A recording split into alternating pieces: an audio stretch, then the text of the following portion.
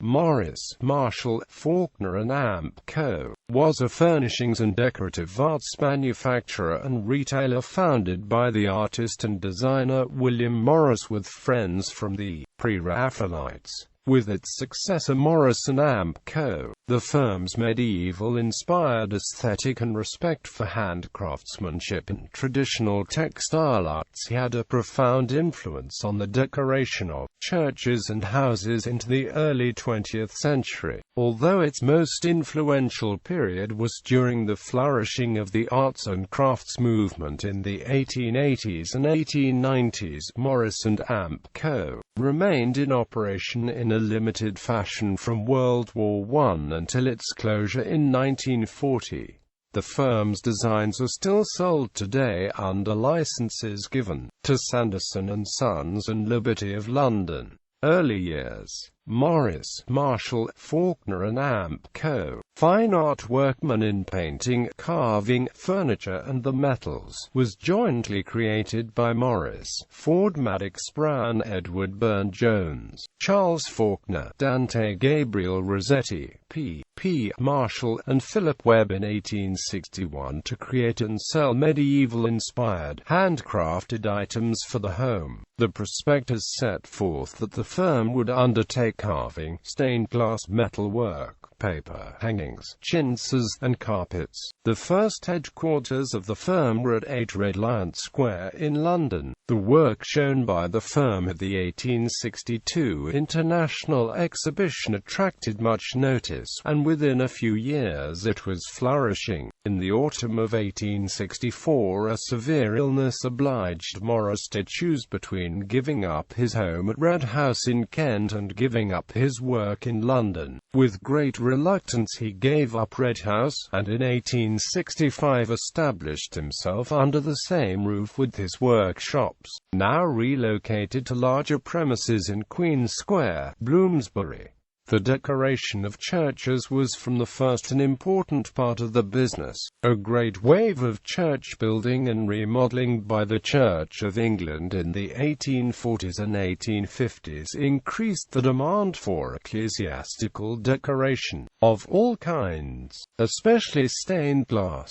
But this market shrank in the general depression of the later 1860s, and the firm increasingly turned to secular commissions. On its non-ecclesiastical side, the product line was extended to include, besides painted windows and mural decoration, furniture, metal and glasswares, cloth and paper wall hangings, embroideries, jewelry, woven and knotted carpets, silk damasks, and tapestries. Morris was producing repeating patterns for wallpaper as early as 1862, and some 6 years later he designed his first pattern specifically for fabric printing. As in so many other areas that interested him, Morris chose to work with the ancient technique of handwood block printing in preference to the roller printing which had almost completely replaced it for commercial uses.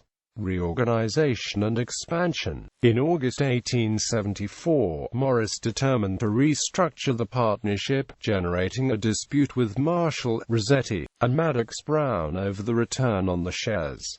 The company was dissolved and reorganized under Morris' sole ownership as Morris and Amp Co. on the 31st of March 1875. During these years, Morris took up the practical art of dyeing as a necessary adjunct of his manufacturing business. He spent much of his time at the Staffordshire dye works of Thomas Wardle, mastering the processes of that art and making experiments in the revival of older discovery of new methods. One result of these experiments was to reinstate indigo dyeing as a practical industry, and generally to renew the use of those vegetable dyes, like madder, which had been driven almost out of use by the anilines. Dyeing of wools, silks, and cottons was the necessary preliminary to what he had much at heart, the production of woven and printed fabrics of the highest excellence, and a period of incessant work at the dye vat was followed by a period during which he was absorbed in the production of textiles, and more especially in the revival of carpet weaving as a fine art. In June 1881, Morris relocated his dye works from Queen Square to an early 18th-century silk-throwing works at Merton Abbey Mills, after determining that the water of the River Wandle was suitable for dyeing. The complex, on 7 acres, included several buildings under dye works, and the various buildings were soon adapted for stained glass, textile printing, and fabric and carpet weaving. In 1879, Morris had taught himself tapestry weaving in the medieval style and set up a tapestry workshop with his apprentice John Henry Durrell at Queen Square. Durrell executed Morris & Co.'s first figural tapestry from a design by Walter Crane in 1883.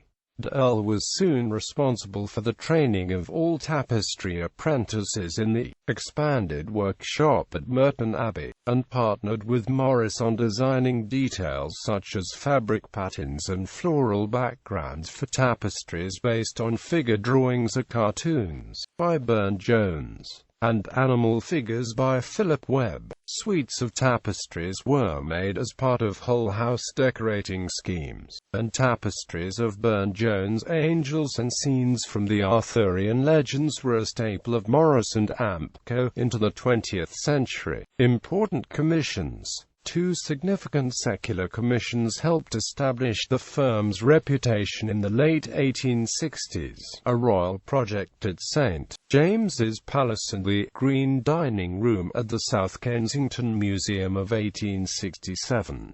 The Green Dining Room featured stained glass windows and panel figures by Burne-Jones, panels with branches of fruit or flowers by Morris, and olive branches on a frieze by Philip Webb. The St. James's Commission comprised decorative schemes for the armory and the tapestry room, and included panels of stylized floral patterns painted on ceilings, cornices, dados, windows, and doors. In 1871, Morris & Co. were responsible for the windows at All Saints' Church in the village of Wilden near to Stourport-on-Severn. They were designed by Edward Burne-Jones for Alfred Baldwin, his wife's brother-in-law. Standon near East Grinstead, West Sussex, was designed between 1892 and 1894 by Philip Webb for a prosperous London solicitor, James Beale, his wife Margaret, and the family. It is decorated with Morris carpets, fabrics and wallpapers. Stanmore Hall was the last major decorating commission executed by Morris & Co. before Morris's death in 1896. It was also the most extensive commission undertaken by the firm, and included a series of tapestries based on the story of the Holy Grail for the dining room, to which Morris devoted his energies, the rest of the work being executed under the direction of Durrell. Other Morris & Co. commissions include the ceiling within the dining room of Charleville Forest Castle, Ireland, interiors of Buller's Wood House, now Buller's Wood School in Chislehurst, Kent, and stained glass windows at Adcote. Last stages. As Morris pursued other interests, notably socialism and the Kelmscott Press, day-to-day work at the firm was delegated. Morris's daughter May became the director of the embroidery department in 1885, when she was in her early 20s. Durrell, who had begun designing repeating patterns for wallpapers and textiles in the late 1880s, was head designer for the firm by 1890, handling interior design commissions and supervising the tapestry, weaving, and fabric printing departments at Merton Abbey. Durrell's contributions to textile design were long overshadowed by Morris. Durrell exhibited his designs under the Morris name rather than his own in the Arts and Crafts exhibitions and the Major Morris retrospective of 1899. And even today many Durrell designs are popularly offered as William Morris patterns. On Morris's death in 1896, Durrell became art director of the firm, which changed its name again to Morris & Co.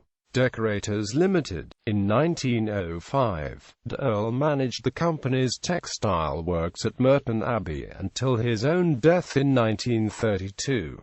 The firm was finally dissolved in the early months of World War II. Offerings: stained glass, printed textiles and wallpapers. Morris and Amp Co. Repeating patterns were occasionally offered as both block-printed wallpapers and fabric during Morris's lifetime. Many of the patterns still available are offered in both forms by the current manufacturers. Woven textiles, embroidery,